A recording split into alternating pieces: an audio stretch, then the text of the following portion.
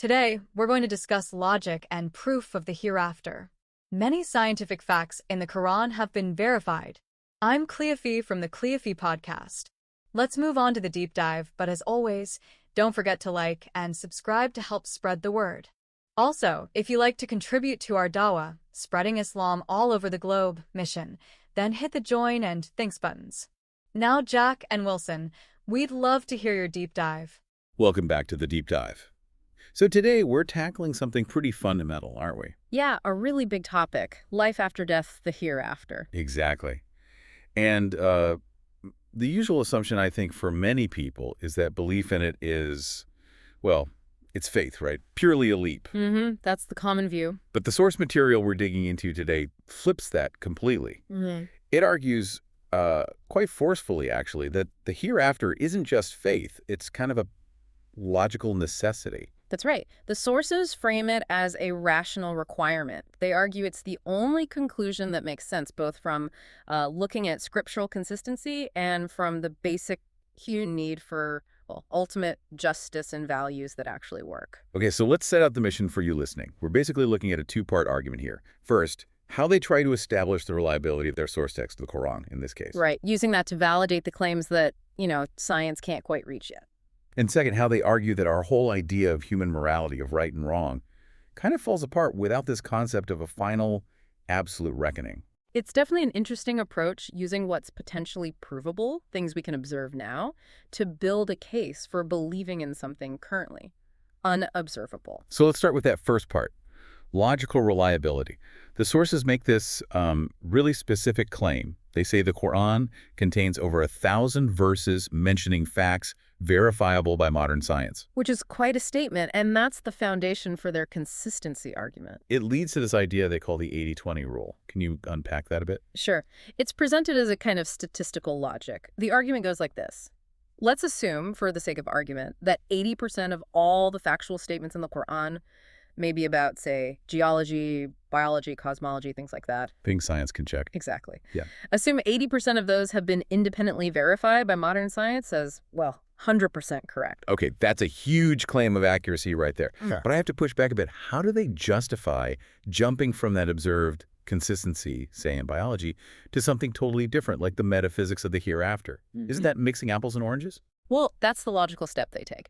They point out that the remaining 20% of statements, that's where things like the hereafter fall. These are things science currently hasn't advanced enough to either prove or disprove. They're in an ambiguous zone for us. So the logic is, if this source is demonstrably perfect or 100% accurate on 80% of its testable claims, what does that rationally suggest about the other 20% that we just can't test yet? The deduction they propose is, well, almost mathematical. If a source shows itself to be perfectly reliable across 4/5 of its diverse content, the rational move, they argue, is to accept the final 1/5 as correct too, pending further evidence, of course. So under this framework, belief in the hereafter isn't presented as blind faith. It's framed as a conclusion you reach based on the source's proven track record, its empirical consistency. Exactly. It shifts the basis from purely, say, emotional or traditional belief to a claim rooted in observed reliability. Okay, that definitely reframes it. But let's move to the second argument, which feels less about textual analysis and more about practical philosophy. The idea that human values, peace, morality, they're essentially useless without the hereafter. Right, and this leads into a really powerful thought experiment. It's designed to force us to confront the potential limits of purely secular or worldly ethical systems. The setup is, imagine the most powerful, influential criminal in the world. This person is also intelligent, logical, and completely insulated by their power. How do you logically convince that person that something like robbing is bad? Especially when they openly state that robbing is good for them because it guarantees their, 5-star lifestyle. They're demanding a purely logical, self-interested reason to stop. No appeals to emotion or abstract principles. Okay. And the sources then systematically dismantle the usual arguments we might use, right? Showing why they failed this specific criminal's logical test. Precisely. They list about 6 common arguments and show how each one falls short because the criminal has effectively bypassed the normal consequences or rules. Let's quickly walk through them. Argument 1. Think about the person you rob. They face difficulties. The criminal's response. Cold logic. Too bad for them, great for me. Their loss is my gain, pays for my luxury. Next argument. Argument 2. Hey, what if you get robbed someday? Turnabout is fair play. Rebuttal is instant. Impossible. I've got hundreds of bodyguards, top security. That kind of threat. That's for ordinary people, not for me. I control my environment. Argument 3. The law. The police might arrest you. This is the standard deterrent for most people. And here the criminal is brutally honest, maybe cynical. The police, ministers, please, I have them in my pocket. Laws are for the common person to obey, not for people like me who are powerful enough to be above them. And that feels uncomfortably familiar, doesn't it? Seeing powerful individuals sometimes operate seemingly without consequences. If the state can't touch you, the criminal's logic, from their perspective, seems sound. It does. Argument 4. It's easy money, not earned the hard way. Shame on you. How do they counter that? They actually agree. They say something like, yes, it is easy money. And as a logical person focused on outcomes, why wouldn't I choose the easy way if it gets me what I want? That's precisely why I do it. Okay, so appealing to hard work is out. Argument 5. It's against humanity. You should care for others. Think of the collective good. The criminal immediately questions the premise. Who made up this law called humanity? Show me the enforcement mechanism. Why should a logical, self-interested person follow it if there's no tangible benefit or penalty for me? It's dismissed as sentimentality. Wow. Okay, final one. Argument 6. It's selfish. Again, total agreement. Yes, it is selfish. And why shouldn't I be selfish if it allows me to maximize my enjoyment of life? What's logically wrong with selfishness if it works? So the conclusion of this thought experiment is stark. If you remove the concept of the hereafter, of ultimate accountability, then every single common argument we use to prove that things like robbing or cheating or worse are universally bad. Yeah. They just don't hold water for this powerful, logical, amoral individual. There's no compelling reason for them to stop. Exactly, because they've successfully neutralized all the earthly consequences. From their viewpoint, the arguments are illogical because they ignore the reality of their power. It creates a moral vacuum when dealing with someone sufficiently powerful. This is where the argument takes a really interesting turn, doesn't it? It shifts from the difficulty of enforcing morality to something universal, the desire for justice. Yes, because that's something even the most hardened criminal understands, at least when it applies to them. If someone cheats that powerful criminal, they demand justice, they feel wronged. So everyone wants justice, at least for themselves. That's the leverage point. The sources then introduce the concept of God, specifically emphasizing 2 attributes: being the most powerful, more powerful than any earthly criminal, and being absolutely just. And they cite scripture to back this up, like the verse stating, Allah is never unjust in the least degree.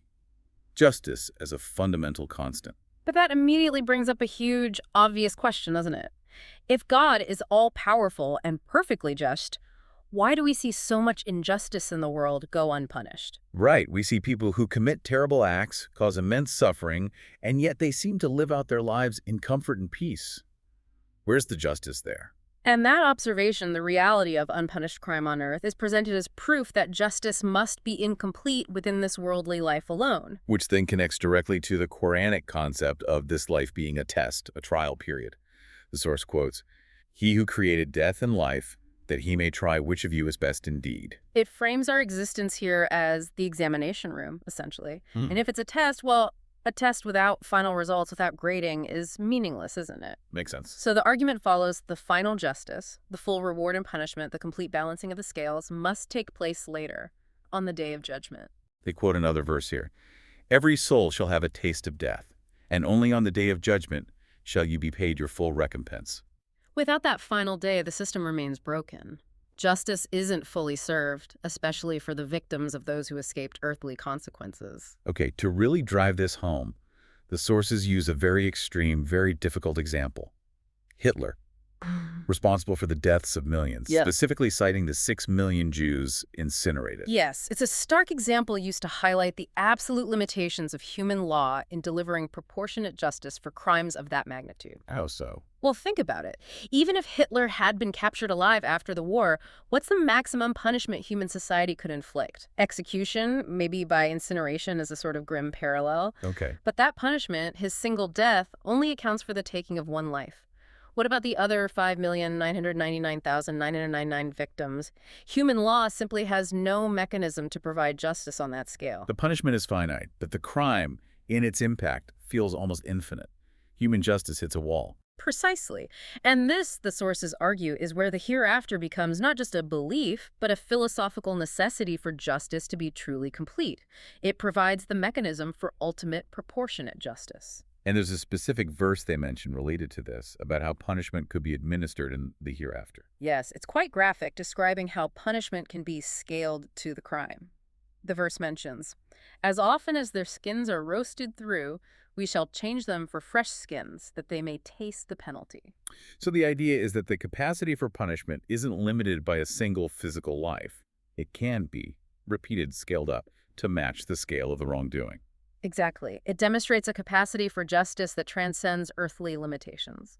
God, being most powerful and just, can ensure that someone like Hitler is held accountable for every single life taken, punished millions of times over if necessary, ensuring full recompense for every victim. Something utterly impossible within the confines of this world and human legal systems. Right. It makes justice complete, whereas earthly systems often fall short, especially against the most powerful or prolific offenders. Okay, so let's recap the main threads we followed. We had two main pillars supporting the argument for the hereafter. First, this idea of logical belief based on consistency. Yeah, the 80-20 rule, using the scientifically verifiable parts of the scripture to build trust in the unverifiable parts, like the hereafter. And second, the argument from necessity that without a hereafter, without ultimate accountability, there's no solid logical basis for universal morality or complete justice, especially when dealing with powerful wrongdoers who are above earthly law. That's the core conclusion, really. It becomes logically impossible, according to these sources, to convince a powerful, intelligent, influential person who's doing harm that they should stop purely based on worldly ethics or consequences if they don't believe in accountability beyond this life. The hereafter acts as the ultimate check, the only one that can't be bypassed by power or influence. Mm-hmm. Without it, the argument is that concepts like universal human values or objective good and bad lack a solid, logically binding foundation when challenged by pure self-interest backed by power. Which leaves us, and you the listener, with a pretty provocative thought to consider. If achieving absolute justice, the kind that addresses even the largest scale evils and holds the most powerful accountable, actually requires a realm beyond our physical existence, Yeah. what does that really imply about the inherent limitations of purely secular ethical frameworks? Can they ever truly provide complete justice or effectively restrain those who operate beyond the reach of human law? Something to definitely mull over. Indeed. That's all we have time for on this deep dive. We'll see you next time. Thank you for joining us for today's podcast. I hope you've gained some valuable insights. If you're a truth seeker, yearning for divine light and ready to step out of darkness, now is your moment. The truth is that Allah is the one and only creator of the universe. He has sent over 124,000 messengers and prophets to guide humanity, starting with Adam and culminating with the final messenger, Prophet Muhammad, peace be upon them all. If you resonate with this message, you might be ready to embrace Islam. Simply recite the Shahada, the Islamic declaration of faith. For further support, feel free to join our WhatsApp group. You can send us a private message there. The link is in the video description. Don't wait until it's too late. We look forward to connecting with you soon.